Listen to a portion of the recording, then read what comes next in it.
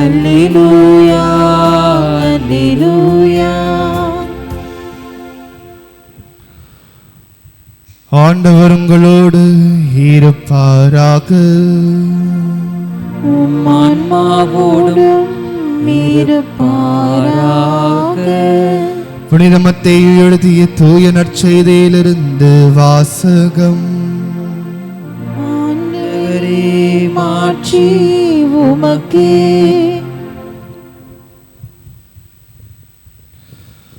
அதிகாரம் 25 இறை வார்த்தைகள் 1 முதல் 13 முடிய. அக்காலத்தில் இயேசு தம் சீடர்களுக்கு கூறியது, அந்நாளில் விண்ணரசு எவ்வாறு இருக்கும் என்பதை பின்வரும் நிகழ்ச்சி வாயிலாக விளக்கலாம். மணமகனை எதிர்கொள்ள மணமகனின் தோழியர் 10 பேர் தங்கள் விளக்குகளை எடுத்துக்கொண்டு புறப்பட்டு சென்றார்கள். அவர்களுள் 5 பேர் அறிவிலிகள், 5 பேர் முன்மதியுடையவர்கள். அறிவிலிகள் 5 தங்கள் விளக்குகளை எடுத்து சென்றார்கள், ஆனால் தங்களோடு எண்ணெயை எடுத்து செல்லவில்லை. முன்மதியுடையோர் தங்கள் விளக்குகளுடன் கலங்களில் எண்ணெயையும் எடுத்து சென்றனர். மணமகன் வர கால தாழ்த்தவே அனைவரும் தூக்க மயக்கத்தால் உறங்கிவிட்டனர். நள்ளிரவில், இதோ மணமகன் வருகிறார், அவரை எதிர்கொள்ள வாருங்கள் என்ற உரத்த குரல் ஒலித்தது. மணமகளின் தோழியர் எல்லோரும் எழுந்து தங்கள் விளக்குகளை ஒழுங்குபடுத்தினர். அப்போது அறிவெளிகள் முன்மதியுடையோரை பார்த்து, எங்கள் விளக்குகள் அணைந்து கொண்டிருக்கின்றன, உங்கள் எண்ணெயில் எங்களுக்கும் கொடுங்கள் என்றார்கள். முன்மதியுடையவர்கள் மறுமொழியாக, உங்களுக்கும் எங்களுக்கும் எண்ணெய் போதுமான அளவு இராமல் போகலாம், எனவே வணிகரிடம் போய் நீங்களே வாங்கிக் கொள்வதுதான் நல்லது என்றார்கள். அவர்களும் வாங்க புறப்பட்டு சென்றார்கள். அப்போது மணமகன் வந்துவிட்டார். ஆயத்தமாய் இருந்தவர்கள் அவரோடு திருமண மண்டபத்துக்குள் புகுந்தார்கள். கதவும் அடைக்கப்பட்டது. பிறகு மற்ற தோழிகள் வந்து, ஐயா ஐயா, எங்களுக்கு கதவை திறந்துவிடும் என்றார்கள். அவர் மறுமொழியாக, உறுதியாக உங்களுக்கு சொல்கின்றேன், எனக்கு உங்களை தெரியாது என்றார். எனவே விழிப்பாயிருங்கள், என்னில் அவர் வரும் நாளோ வேளையோ உங்களுக்கு தெரியாது.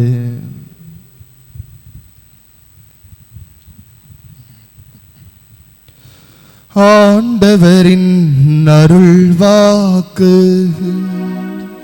கிறிஸ்துவே உமக்கு புகழ்.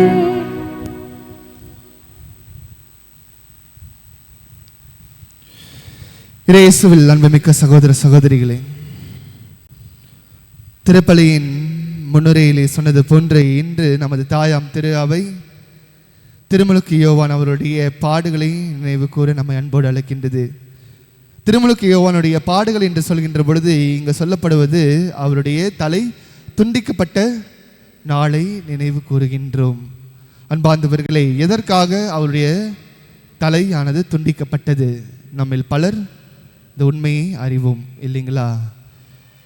திருமுழுக்கு யோவான் அவர்கள் ஒரு இறைவாக்கினர்.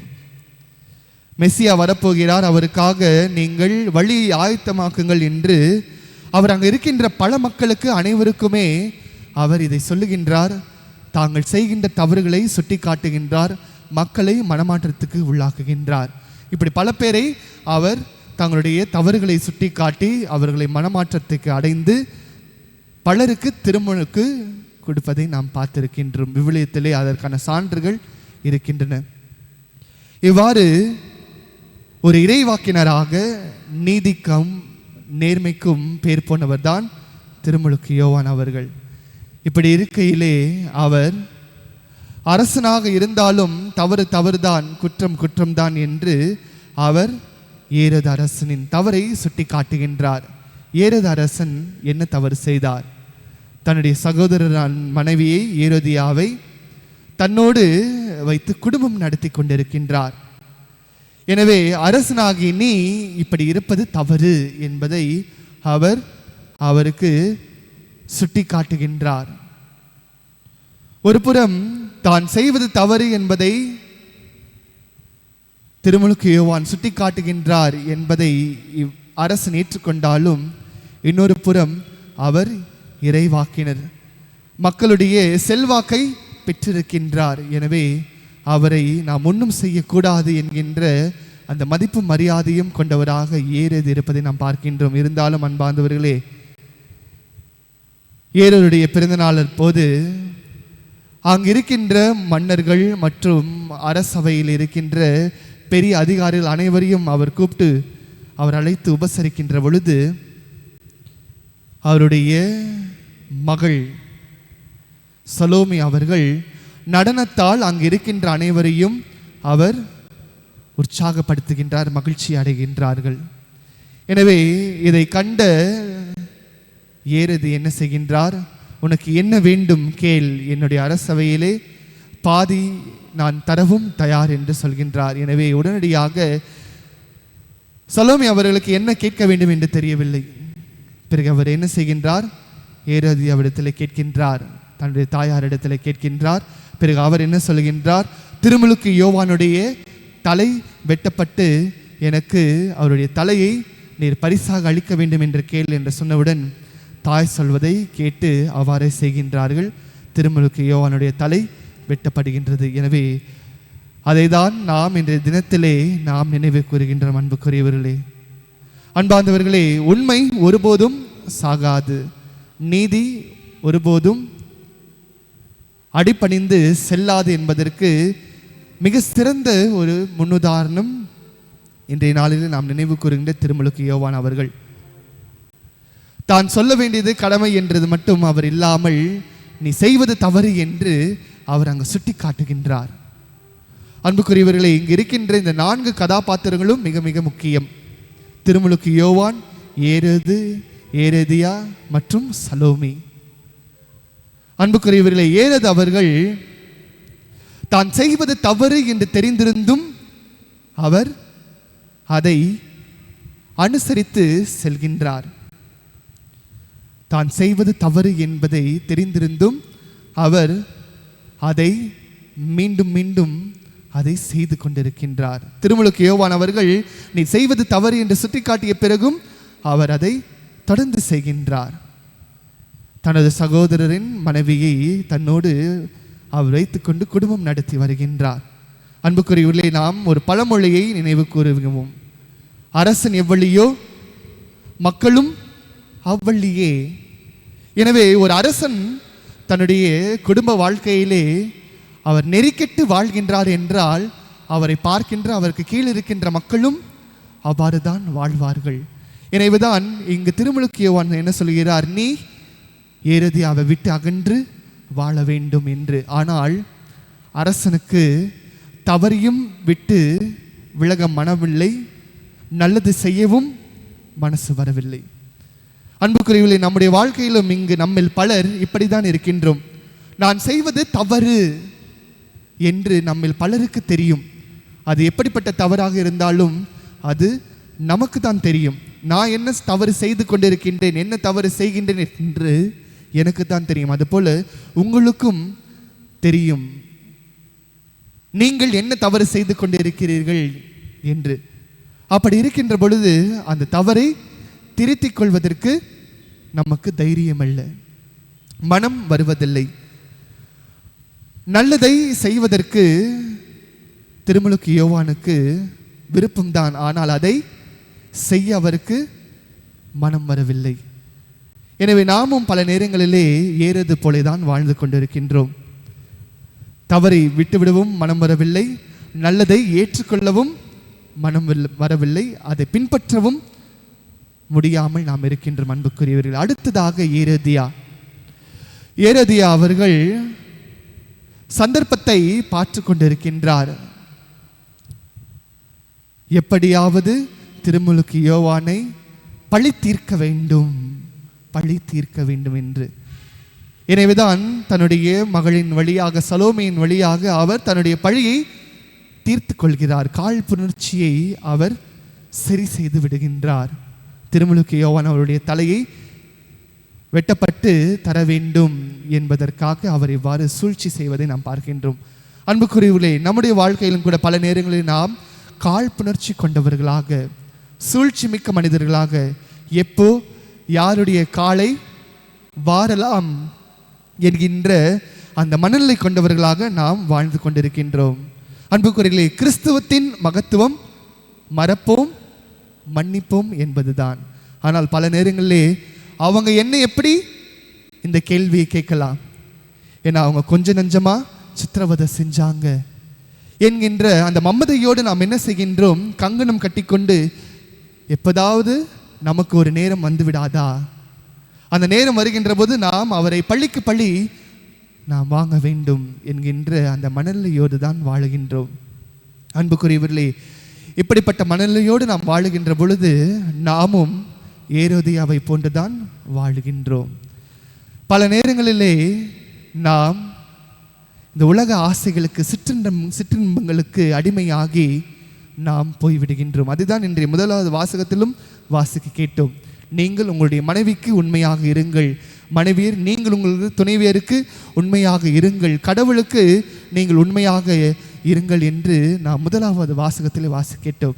அன்புக்குரியவர்களே, அடுத்தது சலோமி. தான் செய்வது என்னவென்று தெரியாமல், என்ன செய்ய வேண்டும் என்று புரியாமல் அவர் அடுத்தவர் பேச்சை கேட்டு அவர் செய்வதை நாம் பார்க்கின்றோம். அன்புக்குரியவர்களே, நல்லவற்றை நாம் அடுத்தவர்கள் சொல்லும்போது கேட்டுக்கொள்ள வேண்டும், செய்யலாம், அதில் தவறு ஒன்றுமில்லை. ஆனால் தீயவை ஒருவர் சொல்லுகின்றார் என்றால் அதை நாம் செய்துவிடக்கூடாது. அதை தான் இங்கு சலோமி செய்வதை பார்க்கின்றோம். தன்னுடைய தாயார் திருமுழுக்கு யோவான் அவளுடைய தலையை வெட்டப்பட்டு பரிசாக தர வேண்டும் என்று கேள் என்று சொல்கின்ற பொழுது கூட சலோமி அவர்கள் இது தவறு அல்லது இதை நான் செய்ய மாட்டேன், இதை கேட்க மாட்டேன் என்று அவர் ஒரு வார்த்தை கூட சொல்லவில்லை. உடனடியாக அவர் அதை செய்வதை பார்க்கின்ற அன்புக்குரியவர்களே, இன்றைய காலகட்டத்திலே பிள்ளைகளும் சரி பெற்றோர்களும் சரி வாழ்க்கை நெறியை பின்பற்றுகின்றார்களா என்றால் அங்கு ஒரு பெரிய கேள்விக்குறிதான் வருகின்றது. பெற்றோர்களும் தங்களுடைய பிள்ளைகளை ஒழுக்கமாக வளர்ப்பதில்லை. பிள்ளைகளும் தங்களுடைய பெற்றோர்கள் அவர்கள் ஒழுக்கமாக இருக்கின்றார்களா அல்லது தவறு செய்கின்ற பொழுது அப்பா அம்மா நீங்கள் செய்வது தவறு என்று அவர்கள் கேட்பதும் இல்லை. இப்படிப்பட்ட வாழ்க்கையை தான் இன்றைய காலகட்டத்தில் நாம் வாழ்ந்து கொண்டிருக்கின்றோம். இன்னைக்கு எத்தனை குடும்பங்களிலே தங்களுடைய பிள்ளைகள் தவறு செய்வதை தட்டி கேட்கின்ற அல்லது சரி செய்கின்ற பெற்றோர்களை நாம் பார்க்க முடிகின்றது. இன்னைக்கு பார்த்தீங்கன்னா பல பிள்ளைகள் தவறு செய்வதற்கு அதை மறைப்பதற்கு தாயோ அல்லது தந்தையோ துணை போவதை தான் நாம் பார்க்கின்றோம். இல்லை என்றால் கேட்டா பேச மாட்டாங்க, தேவையில்லாத சண்டை வருகிறது, தேவையில்லாத மன கஷ்டம் வருகிறது, எதுக்கு என்று தட்டி கழித்து செல்கின்ற பெற்றோர்களை தான் நாம் பார்த்து கொண்டிருக்கின்றோம்.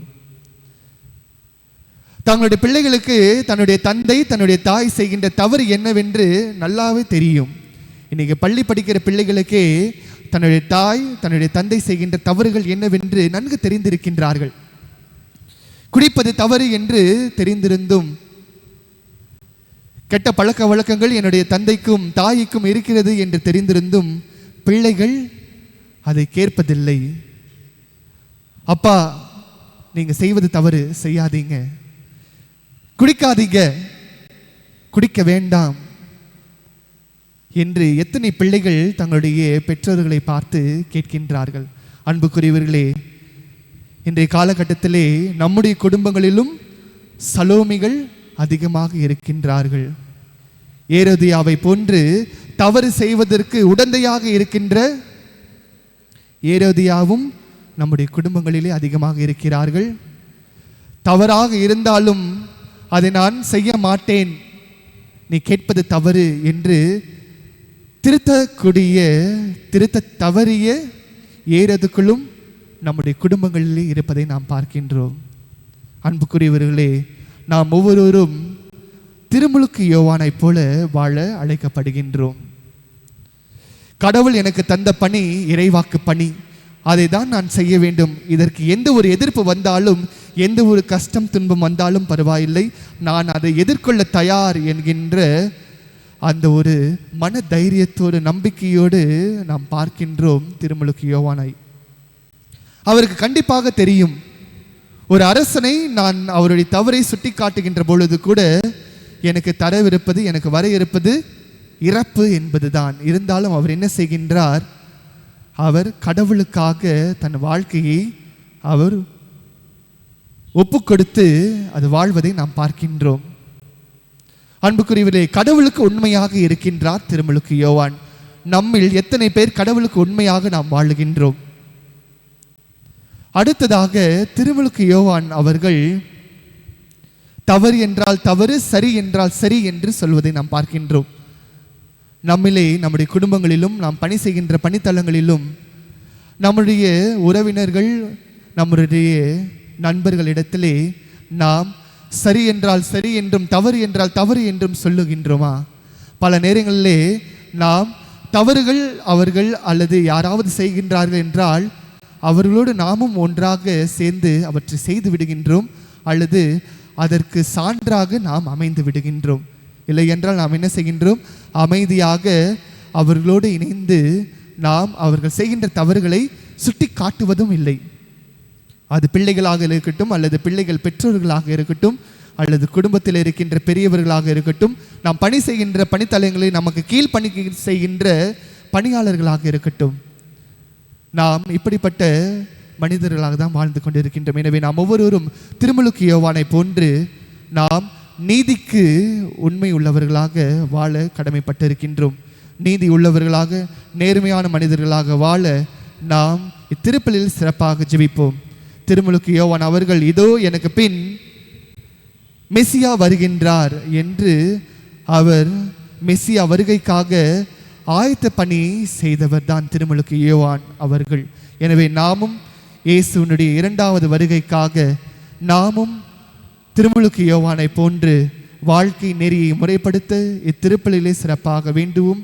திரு ஆண்டவர் உங்கள் அனைவரையும் நிறைவாக ஆசீர்வதிப்பாராக. ஆமேன்.